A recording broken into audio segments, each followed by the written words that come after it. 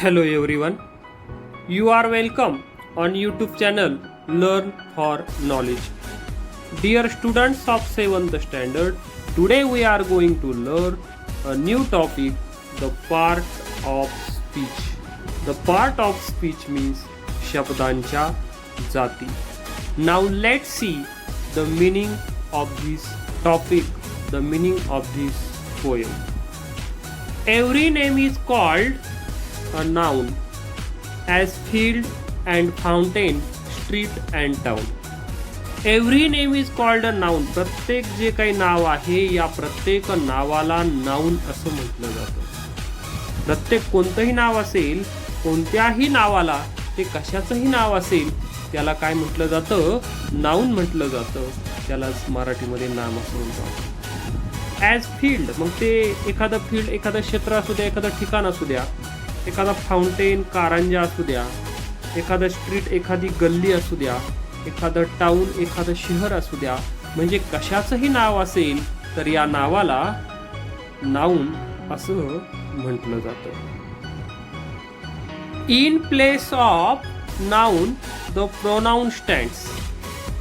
In place of noun the pronoun stands म्हणजे जे काही नाम आहे, नाउन आहे, इन प्लेस ऑफ नाउन म्हणजे नामाच्या ऐवजी जो शब्द वापरला जातो त्याला प्रोनाउन असं म्हटलं जातं, म्हणजे सर्वनाम असं म्हटलं जातं. In place of noun the pronoun stands as he and she can clap their hands. He and she can clap their hands, तो आणि ती टाळ्या वाजवू शकतात. Clap their hands, clap, clap म्हणजे टाळ्या वाजवणे.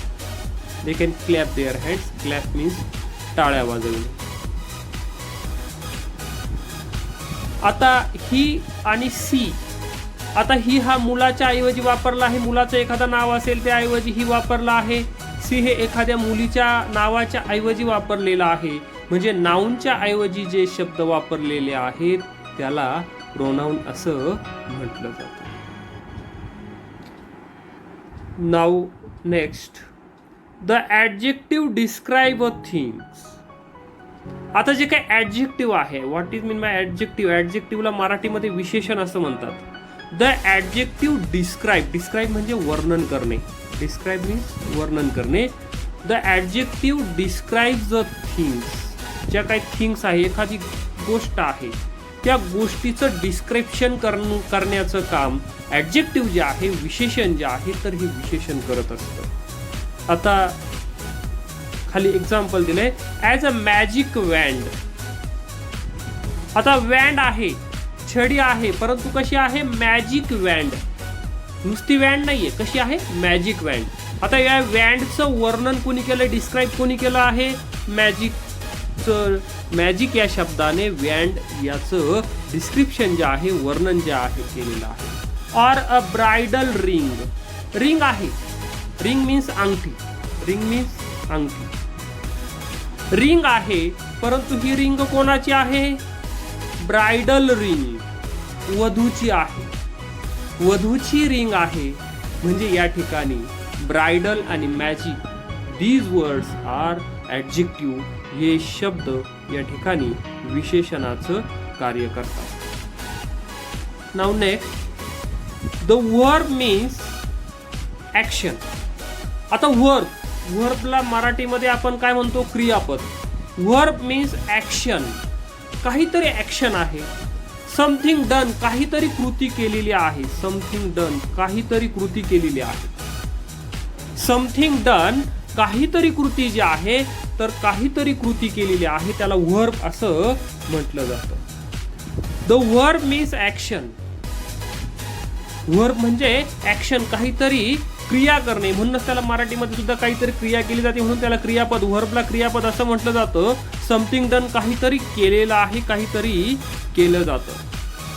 To read and write, to jump and run. To read, read म्हणजे वाचन करणे. वाचन करण्याची ही ॲक्शन आहे, क्रिया आहे काहीतरी. अँड राईट, लिहिण्याची क्रिया आहे.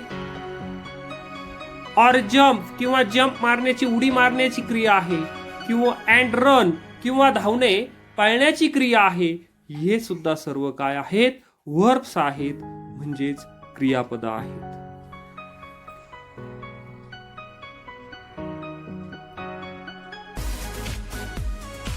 How things are done the adverb tails.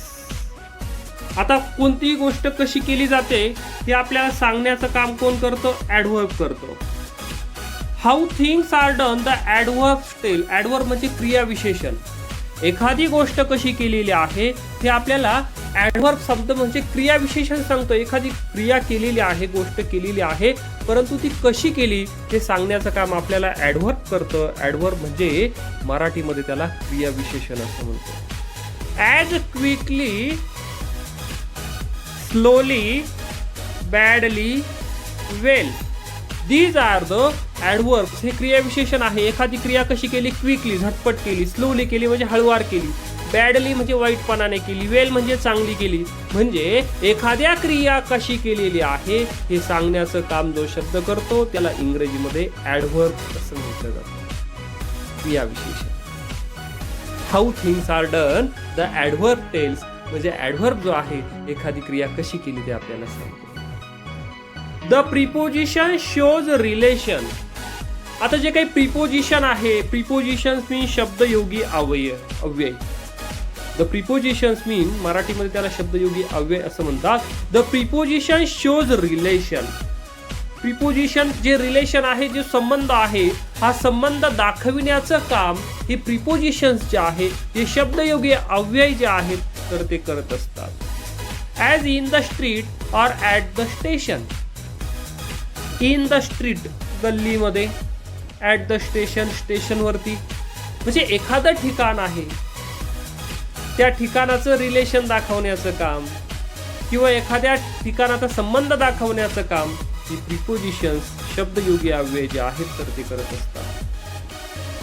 The conjunction join in many ways. आता कंजक्शन म्हणजे उभयान्वयी अव्यय. The conjunction join in many ways. आता कंजक्शन जे आहे उभयान्वयी अव्यय जे आहे तर ते अनेक प्रकारे जॉईन झालेलं असतं. The conjunction join in many ways sentence, words or phrase and phrase.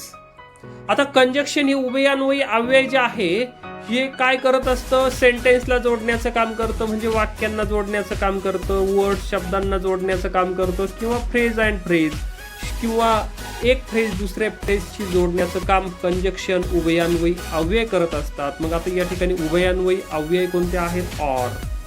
Or म्हणजे किंवा. म्हणजे दोन शब्द, दोन वाक्य जोडण्याचं काम हे शब्द करतात.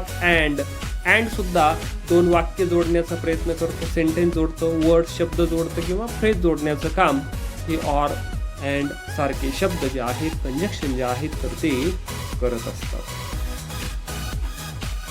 The interjection cries out heart.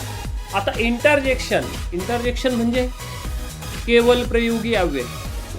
Interjection means केवल प्रयोगी अव्यय. एक काही वेळेला आपल्या तोंडातून सहज काहीतरी उद्गार निघले जातात. Cries out heart, I need an exclamation mark. आणि या इंटरजेक्शनला एक्सक्लेमेशन मार्कची गरज असते म्हणजे उद्गारवाचक चिन्हाची गरज असते. एक्सक्लेमेशन मार्क म्हणजे उद्गारवाचक चिन्ह जे आहे या उद्गारवाचक चिन्हाची या इंटरजेक्शनला गरज असते.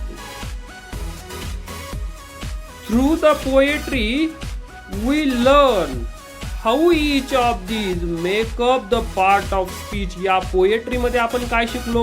Through the poetry we learn. आपण लर्न केलं. लर्न म्हणजे शिकलो. We learn how each of these make up the part of speech. जे पार्ट ऑफ स्पीच जे आहेत, ज्या शब्दांच्या जाती ज्या आहेत तर या कशा पद्धतीने बनलेल्या आहेत ते आपण यामध्ये लर्न केलं. Now the author unknown. The author of this poem is unknown. आता या कवितेचे जे ऑथर आहेत, कवी जे आहेत किंवा जे लेखक आहेत तर ते कसे आहेत? अननोन आहेत, कुणालाही माहीत नाही. Thank you for watching this video.